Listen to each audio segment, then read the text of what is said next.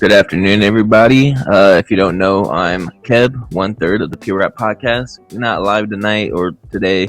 I'm just putting out a separate video just to, put some content out. You can see we got some football stuff hanging on my wall, but I brought Daily Football Zone back. It's another podcast of mine, so I'm just gonna plug it in real quick. We got a couple videos out now. You can check us out. Find us Daily Football Zone on YouTube, and then on Twitter at Daily FC, Instagram's Daily Football Zone. So go check that out. Just wanted to plug that in real quick before we hop on to what I got for y'all today. But go check that out. Go follow. It's also on Spotify right now, so you can find Daily Football Zone on Spotify. Also plugging Pure Rap Podcast. Go check out our YouTube if you're watching this on. You're going to be watching this on YouTube. Go check out our podcast platform on Apple, Spotify, Google Podcasts, multiple outlets, but you can find us at Pure Rap Podcast. You can check us out on Instagram and Twitter at Pure Rap Podcast. Keep putting out content almost every day. Try to put out more YouTube videos, more discussion posts, and eventually get some more episodes in. We didn't go live last week, but we should be having episode 46 probably this week, maybe this Monday, maybe on Wednesday. We'll see. This should be out so before episode 46. So in case you're looking forward to that, it should be coming soon. But for today, man, I'm telling you, I'm going off the rip with this too. Like, this ain't gonna be edited. I'm just talking to you straight up, one taking this. So bear with me. So today, what I got for y'all is 5 albums that made me love hip hop. It's pretty much, for everyone that's been supporting us and the future supporters, just trying to put out some content for y'all to get to know me specifically. I know we got Darnell, Darneezy, whatever the hell you want to call him, and Brian MCK. I guess we all got nicknames. We all got different personalities, different tastes in music, different tastes in hip hop. So this is just a, I guess, introduction to what made me love hip hop. I'm sure everyone that's going to be watching this loves hip hop just like I do.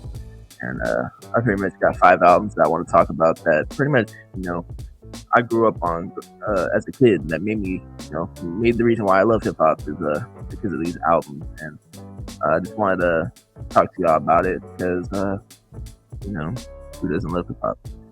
And of course, everyone had a certain album that's, gotten them into hip hop. And I'm gonna jump right into it though. I actually forgot to get my stream set up, so I'm actually kind of doing that on the jump as well, but not too crazy. But yeah, the first album I want to talk to y'all about is T.I.'s King. If y'all don't know, that's what is that, like his third studio album? I got to know. That's the 4th studio album. He released it back in March of 2006, March 24th to be exact, of 2006. So going on almost 20 years.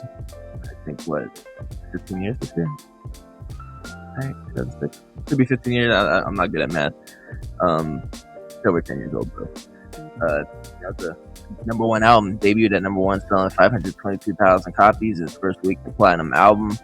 If you haven't heard it, because I know you probably might have some people that are young that keep checking out our videos for all I know. So some of them could have been born in 2006. Who knows, man? Time is flying. So people are getting older by the minute. If you haven't heard this album, I recommend anybody go check it out.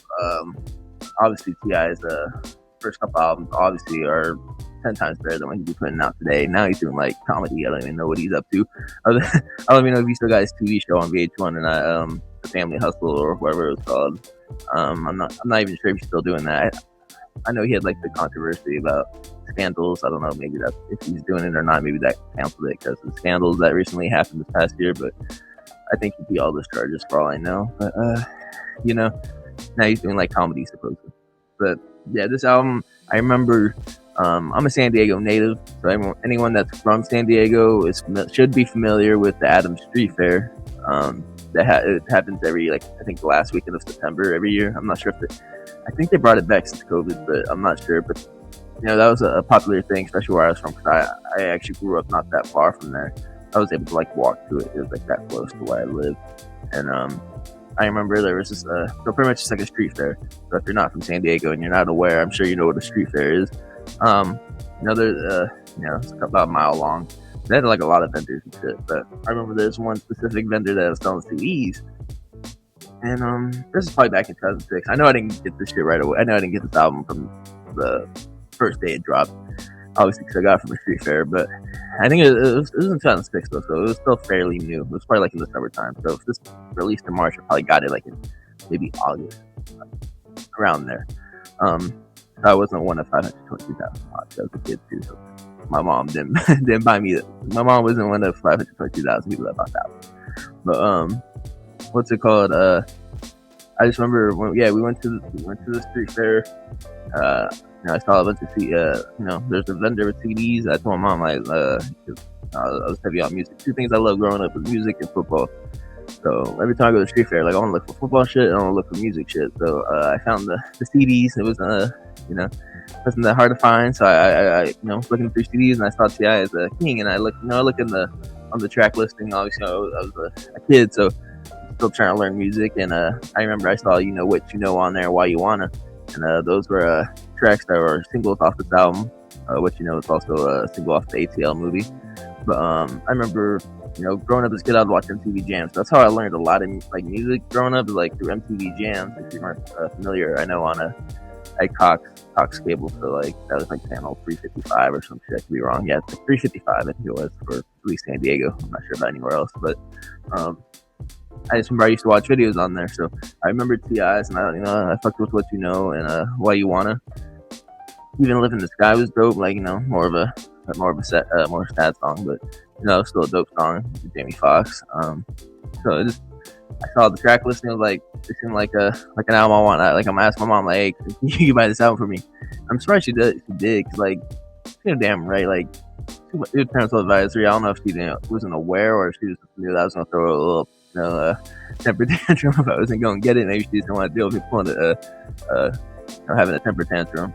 So she bought it for me. So since then, as a kid, I just loved hip hop, and I know one of these episodes I went over what actually like introduced me to hip hop. I can go over it again right now. Actually, I'll do it later in the episode, so I'll leave it to that. But yeah, I'll say number 5, T.I. King. Good production, good quality of work. Nothing like modern day hip hop right now. Nothing like what T.I. is putting out now. But if you never heard that album, every hip hop head should have heard this album by now. Like I even got this shit on vinyl. A dope quality of work, and go cop that. If you can find that in a local store or buy it online, whatever, it's a good quality of work. I definitely fuck with it. Obviously, these aren't going to be. Some of these are in my favorite albums, but this is not a top 5 album for me or anything like that. Like, don't get that confused either with what I'm doing right now. These are just albums I put in order of like what got me into hip hop. I threw T.I.'s King at number 5, and there's also I have an honorable mention. We'll get into that later too, but I took the 5th spot. And you get into number 4, which is N.W.A.'s Straight Outta Compton. And it's funny being a white kid listening to this, because my mom bought me this as well. It's more like, I think it's like the 20th anniversary edition on. Obviously years after it came out. But give you a little rundown. Yeah, it's their debut studio album that came out on August 8th, 1988. So obviously I wasn't born. My mom was maybe like 14 years old when this came out.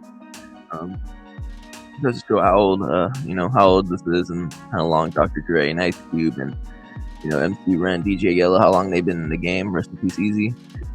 Wish he was here right now, but sadly, life happens, and he's been missed in the game. But rest in peace, Easy. This is obviously a straight up classic album. Like everybody has to have heard this album. Obviously, I'm sure a lot of people watched the movie as well. I don't know, and that got mixed reviews. Some people didn't like it. Some people said, it was alright. I liked it. I enjoyed it. It was entertaining. Some people say it isn't as accurate, which I'm sure a bunch of movies aren't going to be as accurate, but try to make it as accurate as possible. But yeah, this is a 3 times platinum album. This is the first rap album to be inducted into the Grammys Hall of Fame, which is back in 2016 when they were inducted.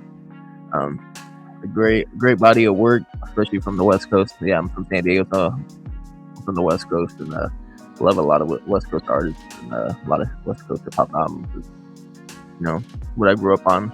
I grew up from, obviously I fuck with a lot of coasts and areas, but always gonna I just say represent the West Coast. Represent the West Coast.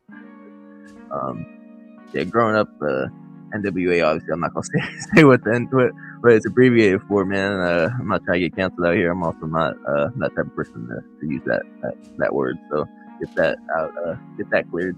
So all y'all to know that I'm not that kind of person. But I remember, I believe, man, I'll give you the story on this too. I think it was the same day, man. I'll put my brother out there. When my mom bought this album, we was leaving Target. We were at a mall, at the Mission Valley Mall. Again, if you're familiar with San Diego, Mission Valley Mall at the Target. That's where we bought it, and we were leaving. And then my brother, I guess, was with one of our friends, and I guess they went to, I think, Spencer's or Hot Topic or one of those random stores, that be selling music merch. And it was just a coincidence. My mom bought me this album, and I didn't know what N.W.A. stand for, and obviously my mom didn't say it. She said, I just remember saying it was a word you can't, not supposed to say, or something like that, And eventually I learned as I got older what it actually meant. That was probably maybe 8 or 9, 10 years old when we got it. I remember specifically we was meeting up with my brother, and then he was with, I think, my sister and a friend of ours. They left Hot Topic or Spencer's or one of those stores, and I remember he was wearing a hat. And it's funny. It was like a black hat, and it's funny because it happened. The coincidence was it said N.W.A. on it, and my mom was like, "What the fuck you doing wearing that hat?" and you didn't know what it meant either. You just thought the hat looked cool. And so yeah, I don't think he ever wore it afterwards. Obviously, he wasn't really big in hip hop at that time either. So he obviously didn't wear it, and my head was probably too big for it. I always had a big head, but I didn't wear it. I also didn't like it. I guess he thought it was cool. I didn't think it was a weird design. He had red stripes on. It was weird, man. But it wasn't like the easy Compton hat or nothing like that. It was a weird N.W.A. hat, and he didn't know what it meant. So it was he just thought it looked cool, but didn't know what the abbreviations meant. I think obviously a little white boy. He's probably if I was 9, he was probably 10 or 11. So I'm the one walking around with an N.W.A. hat. N.W.A. hat, I don't know, all for him, I guess. But it was just funny because he didn't know what it meant, man. So if he ever watches this, man, sorry, I gotta put you out there, but. I just thought it was funny in the coincidence because we literally bought the album, and then he's walking, meeting up with us at the mall with a fucking N.W.A. hat, man. I thought that was funny, man.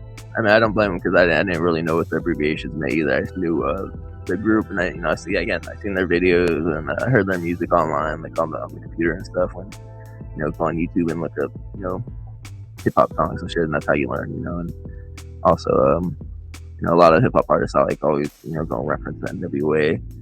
My favorite rapper, obviously, mentions N.W.A. a lot, and was inspired by N.W.A. So, of course, I'm gonna do my research and learn, obviously, what my favorite artists grew up listening to as well. So, yeah, I thought that was just a funny little story I wanted to throw in there. But yeah, good album, dope album. I got a couple favorite tracks on there. I didn't do T.I., but I meant to name some of my favorite tracks. I pretty much mentioned them on there when I spoke about it.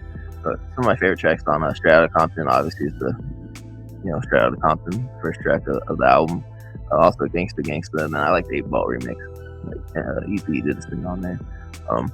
Even if Ice Cube wrote it, Easy did this thing on there. And I fuck with those 3 tracks. I like the whole album, obviously, but if I had to go down to 3, if I had to pick 3 favorites, that's what I came down choosing. But we can jump into number 3, man. And number 3,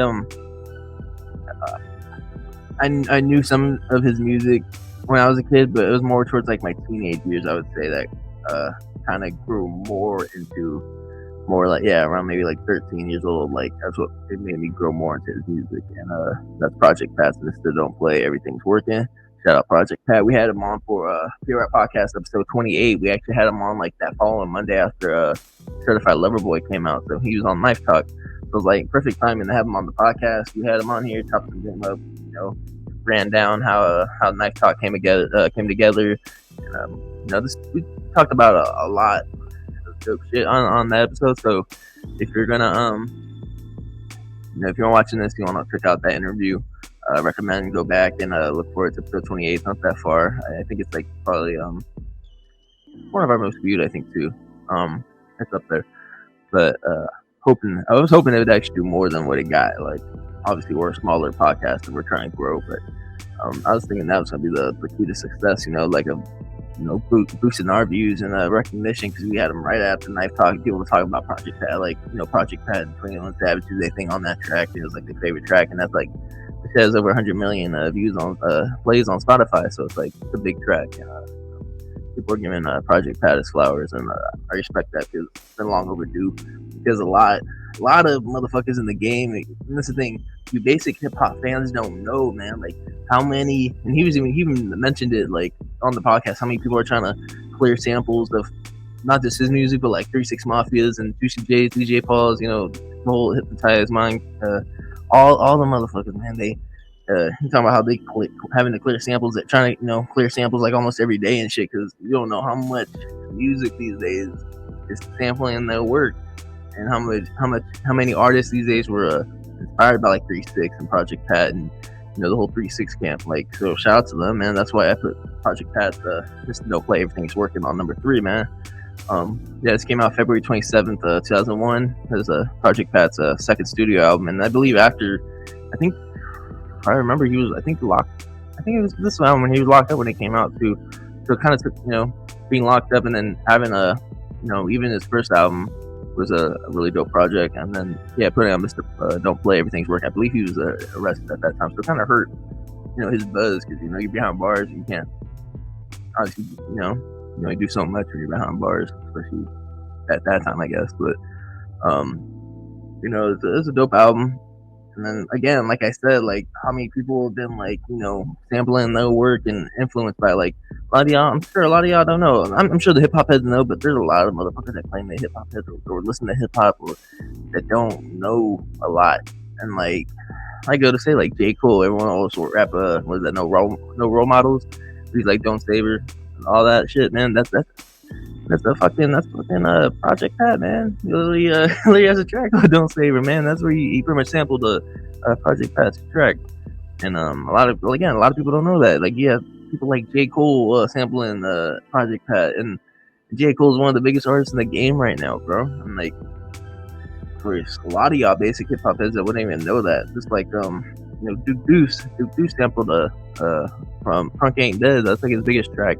That was a Project Pat sample from this album, If You Ain't From My Hood. So there's a lot of influence, man. Power Glide, what is that, Race Rummers, that they sampled 3 6 Mafia. There's a lot. I'm not on the top of my head right now, but there's a lot of artists like sampling a lot from Project Pat and 3 6 Mafia. I just want to give Project Pat his flowers. I want to give 3 6 Mafia their flowers. That was a dope fucking verses back in early December. I wanted to go to that because it was in LA, and I'm in San Diego. It's only a couple hour drive, but I was just recovering from COVID at that time. I was like, I was negative by then, but like, I missed a lot of time of work, and I was actually set to return to work that day, even though I was positive. I was negative for about a week from that, but like, I had to return from work that day, so I didn't want to keep missing. Obviously, I couldn't keep missing time, and then still, like, I was getting over COVID. I didn't want to be in a big crowd. So it would have been dope to see that versus, because honestly, Bone Thugs is dope too. So to be able to see that, I was watching that shit. Yeah, I was watching that shit on live on my TV. And I was like, fuck, wait for that shit, man. Project Pat went out too and did this thing. Shout out LaChat and all that. The perform Chicken Head, and that was dope. I think 3 6 Mafia is coming back to LA in July. I think they're performing in LA. So I'll probably check that out. Like, is it July? I think 19th. But yeah, man. Project Pat, I put that number 3. Again, this is not like my top 5 favorite albums, or not top albums of all time. This is more what like introduced me to hip hop, what made me love hip hop. And then I forgot to put my favorite songs. Jake From My Hood, that's a instrumental, dope track. Y'all, I can't say the word, but y'all ain't no killers. Y'all some hoes. Throwing the word I can't say, obviously, in that title, so I can't say that. And then probably Chicken Head. Chicken Head was dope, and that got some buzz on TikTok. they have a video for that too, so you can check out that video on YouTube. The dope production. Cardi, oh yeah, again, Cardi B sampled that on like their debut album. I think it was the Invasion of Privacy or something. I think that's the debut album. Yeah, she sampled that track too. So man, there's a lot of inspiration with 3 6 Mafia and Project Pat. A lot of samples. But yeah, we can go into number 2. If you know who I am and you know who my favorite artist is. My favorite artist is the game. So number 2 got to be Doctor's Advocate. That's again one of the first albums my mom bought for me. Again, seeing One Blood and Let's Ride, seeing all those videos, Wouldn't Get Far, seeing all those videos on MTV Jams.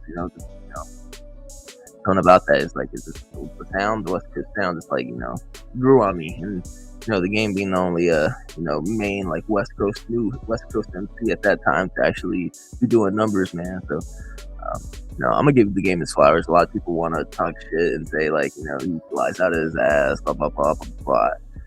It is what it is. Obviously I can't say he's a liar if I don't have the fucking proof. If he's saying he spoke with Pop Smoke 3 days before he died, how do I know? I don't have his phone records, man. I don't have that conversation. You could think it's a lie, you can believe it. I don't really care. People talking about the Osama bin Laden, the guy that supposedly the one that shot Osama bin Laden in the raid, was listening to Red Nation. I mean, I knew about that. I remember hearing about that back like in 2012, 2013 when it came out. So he wasn't lying about that. And there's articles that vouch that. There's literally a TMZ like video asking him if that happened. He verified that. So a lot of people just don't know. They don't do their research or don't have the knowledge, and they just go off whatever is hyped on the internet. Not surprising because again, I've been saying it on here for a while. Like a lot of people don't have knowledge or opinions of their own. They just follow what's hyped on Twitter or hyped on Instagram, and if it has 20,000 likes and 13,000 retweets, I must interact with it because it must be true. But it doesn't mean it is true. People just obviously just following the next person or what they say. Don't have no knowledge of their own and no opinion of their own. But I'm not gonna ramble too much about that. I'm not. Yeah, he's a grown ass man. I'm not gonna hear defend him on that. But this is my view on it, my input on it. Speaking of the game, he's gonna be at Park tonight in San Diego, so I'm probably not gonna attend that though, because I got work tomorrow morning. So I went out last Saturday night and only had an hour of sleep, so I ain't trying to do that again. No, thank you. But I've seen the game multiple times. I got my Doctor's Advocate album signed. Like he dapped me up, and I've been to a couple of concerts. So I'm cool if I missed out on a club appearance. But yeah, Doctor's Advocate, man, second studio album that was released on November 14th, 2006. Yeah, released singles on there, man. One Blood, Let's Ride, Wouldn't Get Far. Dope album, dope project. Debuted at number 1, sold 360,000 the first week. That made him make two straight number 1 albums for the game. So again, give him his flowers. Give credit when it's due. Did it without Dr. Dre, did it without 50 Cent. Still put out a number 1 album. Still put out dope ass quality work. Had features with artists such as Busta Rhymes, Kanye, Nas, Nate Dogg, Snoop Dogg, The Dog Pound, Jamie Foxx, and Exhibit, Marsha Ambrosius. Like had good features on there too. Had the late Nate Dogg on there. That's probably one of my favorite tracks on there. Too Much. That's a dope ass track. If I had to say my favorite track, it's gonna be the whole thing. I can't really the whole thing. I can't choose 3. Like it's hard to choose 3. No wrong choosing 3 though. Like if you did choose your 3, I wouldn't blame you if you had a certain 3. But I'm just gonna say the whole thing. The whole thing is my favorite. I'm gonna go into the very last one because I ain't trying to ramble for too long. It's just me talking, man. I run out of breath, man. I'm kind of not the most skinniest in the world, and I've got the most. I'm not used to talking for so long. But I'll throw in an honorable mention, man. I didn't get the cover art for it. If you didn't notice, it's from the cover art in the top corner. But honorable mention, I will throw in 50 Cent's Get Rich or Die Trying because that is a classic album. Shout out to 50, putting out a dope album. 10 times better than the Massacre, I'll tell you that now. Obviously, Get Rich or Die Trying, probably one of the best albums of the 2000s. Everything about it. I can't even pick a favorite song off that. Dope quality of work. Shout out to 50. It's funny because they kind of link because I'm, obviously the game's my favorite rapper. Then the whole feud with G and then 50 Cent. Like at first growing up, obviously I was on game size, so I was like, fuck 50 Cent, blah, blah, blah, but as I grew up, obviously, got out of that stage where, like, I'm gonna respect 50 Cent's music and what he's done for hip-hop. I'm not gonna fucking go out there and say some blasphemous shit. Like, obviously, a legend in the game doing his thing, not even just with music now. Obviously, music ain't the same. That's just what happens when you get older. Like, your music's not gonna be the same. And, he's able to branch out to doing Power and doing all these other investments, and shout out to that. And I give credit when credit's due. He's one of the best rappers of the 2000s and top 50 rapper of all time, I would say. But we can go straight into number one. If y'all don't know, you should know. It's obviously gonna be the documentary. Yes, probably my favorite album. Again, I got it signed. I got that. I need to get that shit. I need to get that shit on fucking vinyl. Like, I can't find that shit. I need to get that on vinyl. But yeah, that's his debut studio album. Released January 18, 2005. Sold over like 500,000 the first week. Debuted at number one. Number one track. He had number one. Hate It or Love It and How We Do It both at number one. He talks about this on his recent interview with Drink Champs. That went over like 1 million views in a matter of a day. So go check that out when y'all get the chance. It's an entertaining Drink Champs. 4 hours long, man. So I spent a whole weekend finishing next. Like, I can't just sit there all day listening to it. Like, I need to take a break or do something else. And eventually I got it done. So it was a dope episode, entertaining. But yeah, the documentary, like, dude, that's I don't like being loose with the word classic, man. Like, that's why I didn't really call any of the other ones classic, even though Compton's classic. But I didn't call Project Pat's album classic, even though it's hard because he doesn't get enough credit. Like, it's hard to use the word classic when the mainstream media ain't giving the flowers, But I would say it's a classic. I didn't say King was a classic. I didn't say I would say Dr. Advocate's a classic to me. Obviously, the media, obviously they're on lean towards the documentary over Dr. Advocate, but you can make a word for why Dr. Advocate should be classic. You can vouch for that. But the documentary, man, from front to back, bro, that's like a no skip album. Like, just sometimes when I'm listening to Dr. Advocate, like, I don't feel like listening to One Night or listening to the actual Dr. Advocate track. Like, I'll skip it. The documentary is like no skip. Like, you run that shit from front to back. Like, you're not skipping that track on that joint. Every track is fucking dope. And that's me personally. But I'm gonna give Game his flowers. Like, he held down the West for a decade, bro. You can say his antics. I don't give a fuck about his antics. I'm speaking strictly on hip hop, strictly on music. That he paved the way for a lot of artists and never asked for credit. Never asked to, give him the credit for it. Like, he paved the way for Nipsey and for Kendrick and the whole, TDE, like fucking Absol and all them took him on tour. Like, and a lot of y'all ain't give the credit that he deserves for doing that. Like, and that's why I think he was mentioning that recently, like in interviews and on Instagram, that he never asked for it, but like now he feels like he should ask for it because motherfuckers ain't giving him the credit. He's never been the type of person to ask for credit. But a lot of people were giving him shit for the Nipsey post and saying that he's just dick riding Nipsey because he died. But like, again, like I remember him doing tracks with Nipsey, and I remember seeing the video footage of the LAX tour back in 2008, 2009. Like I remember seeing that footage back when I was a kid. Like, he put these motherfuckers on, and y'all just saying he dick riding because he died. Like, nah, that was a friend of his, man. Even if he was a Crip, like, that was still a friend of his. I'm not a grown ass man, but I just see the blasphemous shit that's said on Twitter. So I put in my input on it. Twitter and Instagram comments. Like, that's why I don't really read Instagram comments or Twitter, tweets. Like, I don't ever really read it because I just see the stupid shit. And I understand some people got valid reasons and some people just talking out their ass. But like, that's just me and my input on that. But those are pretty much my top 5 albums.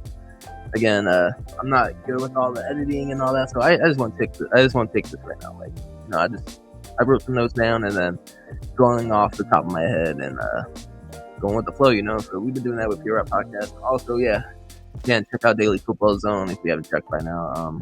Be back and running. I took a year off from that because I was busy with this and then going back to work and being busy, and other stuff that came across in life that just had to take a break. But be back and running for Daily Football Zone. Pure Podcast, we're still doing our thing. You expect more videos, more content, hopefully more interviews, more more posts for y'all, more everything, man. So go ahead, please give this video a thumbs up, give it a subscribe to our channel if you're not already, leave us some comments, let me know how y'all feel about these albums, man. If you're feeling T.I.'s King, like if that's in your top 5, or if Straight Outta Compton's one of your favorite albums, or maybe what some of these albums got you into hip hop, like let me know in the comments, man. I'll engage with y'all. You can tweet me as well at I Hate Keb, also on Instagram at I Hate Keb. Actually, I never told nobody why my at name is at I Hate Keb. Like, again, I was a kid, man. I told y'all, like, the game was like one of my, I guess, influences, because I didn't have my dad in my life, obviously. So I looked up to football players like Steve Smith, and I looked up to like hip hop artists like the game. Back 2008, this might like 2010 on Twitter, man. He used to be at I Hate Game, and then he changed it to the game. So like, I kind of just like stole that. I was like, okay, I thought that was a cool at name. I just go with it, like, well, who wouldn't hate on me, right? I try to keep that ego, like, that because who wouldn't be hating on me? But that's really the story behind my ad name. Like, I'll be straight up with y'all. Like, I was like 2010, I was like 12, 13. So, obviously, I didn't have a father figure. A whole different story. I'm not gonna blame my dad for that, but I looked up to a lot of sports figures, a lot of hip hop artists, obviously look up to, and kind of paved the way to, I don't say who I am today, but like what I like, So, that's the origins behind my ad name. So, thanks again for everybody that's gonna be watching this. Hopefully we get better with editing and then the quality of the work that we're putting out. Obviously, I'm not no fucking tech genius. I need to learn myself. I just thought about it. I meant to put background noise on this video, but I didn't. But it is what it is. Maybe I'll get some background noise for me. But thanks again, and I appreciate everyone that's going to be watching this. And record episode 46 that's going to come out soon. Thank you guys, and I hope you all have a great weekend.